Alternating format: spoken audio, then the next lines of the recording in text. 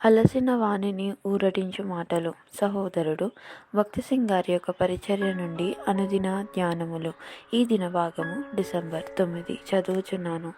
జయించువాడు వీటిని స్వతంత్రించుకొనును. ప్రకటన 21వ అధ్యాయము 7వ వచనము. ప్రకటన గ్రంథమును మనము మోకాళ్లపై మరలా చదవవలెను. అప్పుడే సరి అయిన వాక్యమును వర్తమానమును పొందగలము. దీని ముఖ్య ఉద్దేశము జయించు జీవితమును ఎట్లు జీవించవలెను, తద్వారా నూతన సృష్టికి సంబంధించిన విషయములన్నిటినీ పొందుటకు ఎట్లు అర్హులమగుదుమో బోధించును. యేసుక్రీస్తునందు ప్రతి విశ్వాసియు గొప్ప ఉన్నతమైన లేక ఐశ్వర్యవంతమైన పరలోకపు ఆత్మీయ స్వాస్థ్యము కొరకు సిద్ధపరచబడును. అక్షయమైనదియు నిర్మలమైనదియు వాడబారనిదియునైన స్వాస్థ్యము మనకు కలుగునట్లు ఆయన తన విశేష కనికరం చొప్పున మనలను మరలా జన్మింపజేసెను. 1 పేతురు 1వ అధ్యాయము 4వ వచనము.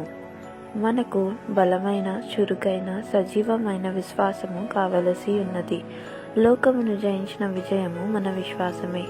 ఇటువంటి బలమైన, చురుకైన విశ్వాసమును మనలో నుంచుటకు దేవుడు ఎన్నో విషయములను వాడుకొనును.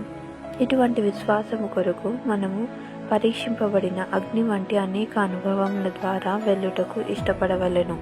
నేటి దినములలో ప్రభువు మీలో కొందరిని ఇటువంటి అగ్ని వంటి శ్రమల ద్వారా తీసుకుని వెళ్ళుచుండవచ్చును. ప్రభువు నన్ను శిక్షించుచున్నాడని తలంచవద్దు. నీవు నిజముగా రక్షింపబడిన ఎడల నీకు ఏ శిక్షా విధియు లేదని దేవుని వాక్యం చెప్పుచున్నది. రోమా 8వ అధ్యాయము 1వ వచనము. ప్రభువా, నాకు లేక నా కుటుంబమునకు ఎందుకిలాగు జరిగినది అని నీవు అనుకొనవచ్చును. ఏ ఒక్కరును భూమి మీదనున్న సమస్తమును అర్థం చేసుకొనలేరు. మన జీవితములలో ఊహించని అనేక సంగతులు జరగవచ్చును. మన స్నేహితులు లేక తల్లిదండ్రులు మనలను నిరుత్సాహపరచవచ్చును. మన ప్రణాళికలు నెరవేరకపోవచ్చును. మన ఆరోగ్యం క్షీణించవచ్చును. ఏ ఒక్కరి సానుభూతి లేకుండా కొంతకాలం ఒంటరిగా ఉండవచ్చును. మన పరిచర్య ద్వారా దీవించబడిన వారనేకులు కూడా మనకు వ్యతిరేకంగా కావచ్చును. అటువంటి విషయములు మనలను ఎంతగానో నిరుత్సాహపరచును. అటువంటి సమయములో యేసుక్రీస్తు ప్రభువు యొక్క నూతన మహిమా దర్శనము మన వ్యక్తిగత జీవితమునకు, కుటుంబము మరియు సంఘ జీవితమునకు అవసరమై ఉన్నది. మన యేసు ప్రభువు అపోస్తులుడైన యోహానుకు నూతన దర్శనము ఇచ్చెను. వృద్ధాపములో ఆయనే తనకు జ్ఞానమయ్యెను. ఏ దూత అయినను అతనిని చెరసాల నుండి బయటకు తీసుకుని రాలేదు. పేతురు విషయంలో దూత వచ్చి బయటకు తీసుకుని వచ్చెను. పౌలు విషయంలో భూకంపము జైలును కుదిపివేసెను. యోహాను తన వృద్ధాపములో ఒంటరిగా ఖైదీగా నున్నప్పుడు అనేకులు చనిపోయిరి.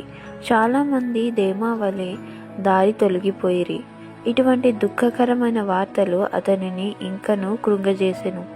అయితే ప్రభువైన యేసుక్రీస్తు అపోస్తలుడైన యోహాను ప్రశ్నలన్నిటికీ జవాబులిచ్చుటకు మరియు దేవుని సంకల్పము యొక్క రహస్యం ఎరుగునట్లు అతనికి ప్రత్యక్షమయ్యెను.